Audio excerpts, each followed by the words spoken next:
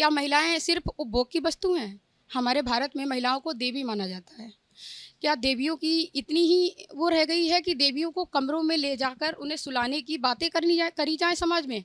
नमस्कार, आप देख रहे हैं खबर ट्रेंड्स लाइव और मैं हूं आपके साथ अवंतिका। बिहार के सांसद पप्पू यादव ने एक ऐसा बयान दिया है जिससे सियासी घमासान मचा हुआ है। उन्होंने कहा है कि 90% महिलाएं राजनीति में आने के लिए नेताओं के कमरों से होकर गुजरना पड़ता है। हालांकि महिला आयोग ने इस पर आपत्ति जताते हुए नोटिस जारी कर दिया है, लेकिन फिर भी भारत जैसे देश में जहां इंदिरा गांधी प्रधानमंत्री रही हो और महिलाएं ऊंची उड़ान भर रही हों अलग अलग क्षेत्रों में, वहां इस तरीके के बयान कई सवाल खड़े करते हैं। इसी मुद्दे पर हम बात करेंगे और जानेंगे कि यहाँ पर लोगों का क्या कहना है। मैम, आपका क्या नाम है? मेरा नाम अपूर्वा ठाकुर है। मैं शाहजहाँपुर में जलालाबाद से हूँ और बहुत समय से पार्टी में सक्रिय हूँ। बाकी संगठन से भी मेरा जुड़ाव है और संगठन के हर कार्यक्रम में भी मैं पहुँचती रहती हूँ। इस तरीके से बयान हमारे समाज के लिए बहुत ही घातक हैं। आप भी एक महिला हैं, मैं भी एक महिला हूँ। आप खुद समझ रही होंगी कि महिलाओं के लिए इस तरीके की बात करने वाले की मानसिकता कितनी गिरी हुई हो सकती है। क्या महिलाएं सिर्फ उपभोग की वस्तु हैं? हमारे भारत में महिलाओं को देवी माना जाता है। क्या देवियों की इतनी ही वो रह गई है कि देवियों को कमरों में ले जाकर उन्हें सुलाने की बातें करी जाए समाज में? मैं काफ़ी समय से अपनी पार्टी से जुड़ी हुई हूँ। मुझे कभी भी इस तरीके की कोई अपने ऊपर छवि खराब होती हुई नहीं दिखी। मेरे साथ बहुत सी महिलाएं और भी जुड़ी हुई हैं। मुझे नहीं लगता कि इस तरीके की भ्रामक बातें फैलानी चाहिए। और मेरा ये कहना है कि बिहार की जो महिलाएं हैं, पूर्णिया में जो सांसद उन्हें बनाया है, वो अगली बार इस बात का निर्णय भी करें कि इस तरीके का भ्रष्ट जो नेता है, वो पार्टी किसी भी पार्टी में रहने लायक नहीं है और उस पे सख्त सख्त कार्रवाई होनी चाहिए, क्योंकि महिलाओं का सम्मान हर व्यक्ति करता रहा है।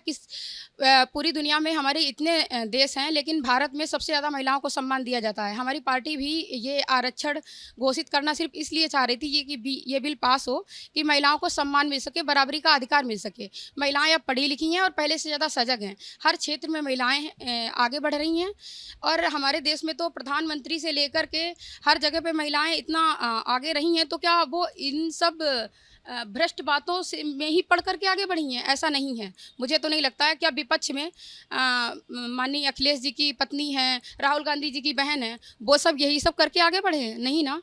अगर हम उन पे इल्ज़ाम नहीं लगा सकते हैं, तो हर नेता को ये समझना चाहिए कि आम जो महिलाएँ हैं, उनके बारे में बोलने का किसी को भी कोई हक नहीं है। महिलाएँ अपने सम्मान को लेकर के बहुत स्थिर हैं और मुझे लगता है कि महिलाओं को कदम भी उठाना चाहिए और ये करके दिखाना चाहिए कि इस तरीके के नेता को उसके मुँह पे जवाब मिले। क्या लगता है ऐसे नेताओं पर कार्रवाई होनी चाहिए? बिल्कुल, बिल्कुल होनी चाहिए, क्योंकि जो महिलाओं का सम्मान नहीं कर सकता है, वो देश में और क्या कर सकता है? वो अपने यहाँ संसद में अपने जो उनका क्षेत्र है, वहाँ पे क्या करेंगे? जो महिलाओं के बारे में ऐसी भ्रष्ट बातें कर रहा है, मुझे लगता है कि उस पे सख्त-सख्त कार्रवाई होनी चाहिए और दोबारा जनता को तो मौका उन्हें देना ही नहीं चाहिए। तो हम यहाँ पर और लोगों से बात करेंगे। जिस तरीके से महिलाएं आज ऊंचाइयाँ छू रही हैं, अलग अलग क्षेत्रों में अपनी पहचान बना रही हैं, उस तरीके से जिस तरीके से पप्पू सांसद यादव ने इस तरीके से बयान दिया है, उसको लेकर महिलाओं में काफ़ी ठेस पहुंचा है। और यहाँ पर और लोग भी मौजूद हैं, हम उनसे बात करने की कोशिश करेंगे। सर, ये बताइए, सांसद पप्पू यादव ने एक बयान दिया है महिलाओं को लेकर। उन्होंने कहा है कि 90% महिलाएं बिना उनके कमरे में, नेता के कमरे में जाए बिना राजनीति में नहीं आ सकती हैं। भारत जैसे देश में इंदिरा गांधी प्रधानमंत्री रह चुकी हैं। इस तरह के बयान को कैसे देखते हैं आप? किसी नेता के बयान की चर्चा करो, किसी एक अच्छे आचरण वाले व्यक्ति के बयान की चर्चा करो।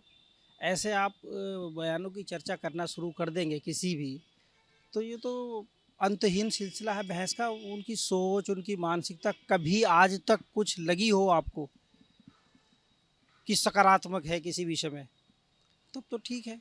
और जब आप जानते हो उन्हें, खुद ही जानते हो वो कैसे व्यक्ति हैं, क्या उनकी पृष्ठभूमि है। फिर भी ये महिलाओं के ऊपर जो ये सवाल उठ रहे हैं, सम्मान पे उनकी ठेस पहुंच रही है, फिर भी आप कुछ तो कहेंगे इसमें ना कि इस तरह के बयान नहीं हाँ, देने तो चाहिए, कार्रवाई जो होनी चाहिए कि नहीं? देखो, महिलाओं के प्रति उनके सम्मान में कैसे वृद्धि हो, उनको कैसे यथोचित सम्मान मिले, क्योंकि ये देश उस विचारधारा का, उस संस्कृति का देश है जहाँ ये कहा जाता है, यत्र नार्यस्तु पूज्यन्ते रमन्ते तत्र देवता। ये उस विचार का देश है और उस विचार को पुष्पित करने का काम भारत के यशस्वी प्रधानमंत्री मोदी जी कर रहे हैं। अब आप देखिए अभी पीछे क्या इन्होंने सब जमघट बना करके उसको रोकने का काम किया संसद के अंदर।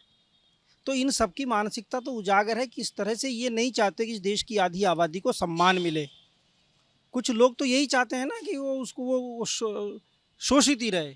लेकिन भारतीय जनता पार्टी निश्चित रूप से नारी स्वाभिमान, महिला सशक्तिकरण के लिए प्रतिबद्ध है। जैसे उसने युवाओं के लिए, किसानों के लिए, व्यापारियों के लिए किया है, एक आम गरीब मजदूर के लिए किया है, वो सबका साथ सबका विकास के लिए करती है। और जो महिलाओं के प्रति इस तरह की बात करते हैं, निश्चित रूप से अगर महिलाओं के सम्मान के प्रति कुछ कोई कमी वाली भाव अगर कहीं से कोई परिलक्षित होता है तो ये निंदनीय है।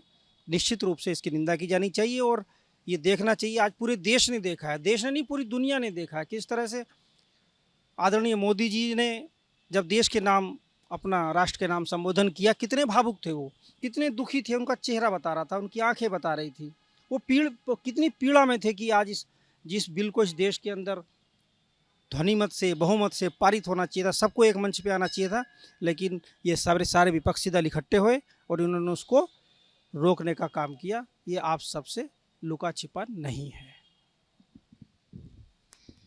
तो जिस तरीके से आप देख सकते हैं महिलाएं आज हर क्षेत्र में ऊंचाइयां छू रही हैं, उपलब्धियां पा रही हैं, वहां इस तरह के बयान कई तरीके के सवाल खड़े करते हैं। वीडियो जर्नलिस्ट आशीष के साथ मैं अवंतिका, खबर ट्रेंड्स लाइव।